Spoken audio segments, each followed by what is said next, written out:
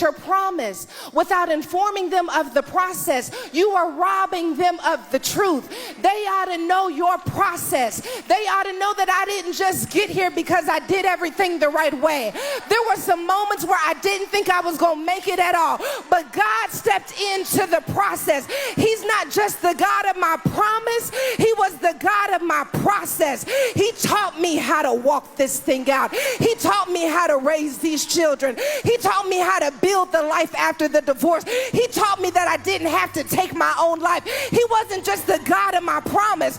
Don't look at my promise. Don't be distracted by the promise. Let me tell you about the process. Let me tell you when I almost lost my mind. Let me tell you when it didn't make any sense, but God made a way out of no way. He is the God of the process.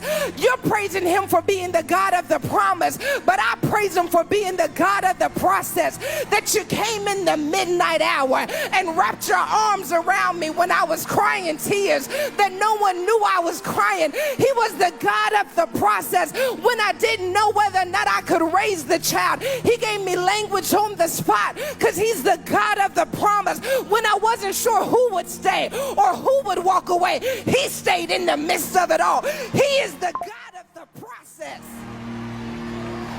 Oh no, I feel like we could do better than that. I need about 5 crazy people who know that you know that you know.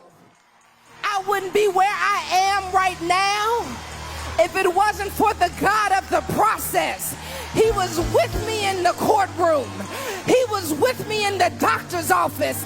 His name ought to be on the degree, because Lord knows I didn't have what it took, but he was the God of the process.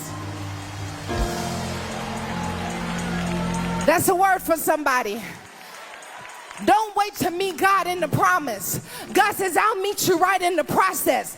I'll build the marriage for you. I'll raise the children with you. I'll teach you what the business school could have never taught you. I am the God of the process, and I do not offer you a promise without a process that I'm willing to see you through. Come on, somebody. I'm not going to offer you a promise without also walking you through the process that gets you through the promise. I'll comfort you.